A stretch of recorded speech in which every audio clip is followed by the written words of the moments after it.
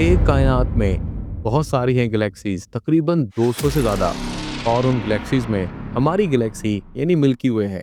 और उस मिल्की वे में मौजूद है एक सोलर सिस्टम, और सूरज के गिर्द घूमते हुए सैयारों में से एक है हमारी ज़मीन।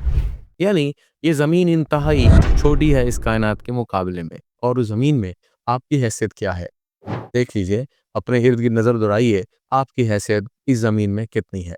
लेकिन अगर मैं आपको यहाँ पर एक और ख़ास बात बताऊँ, वो ये कि आपका सेल जो बज़ाहिर इतना अच्छा नज़र नहीं आता, उसमें एक है धागा, जिसको हम बोलते हैं डीएनए।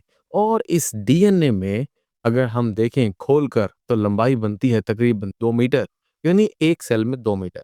और हमारे पास हैं खरबों यानी ट्रिलियंस ऑफ द सेल। अगर इन सेल्स में हम नॉन न्यूक्लिएटेड सेल को निकाल भी दें, तो बाकी सेल्स के हिसाब से पता है ये फासला कितना बनता है?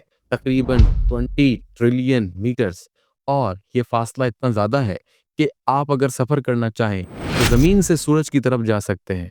1 दफ़ा नहीं, 2 दफ़ा भी नहीं, 3 दफ़ा भी नहीं, तकरीबन 134 दफ़ा आप जा या आ सकते हैं। इतना बड़ा है ये धागा। तो कैसी कमाल की है ये बात।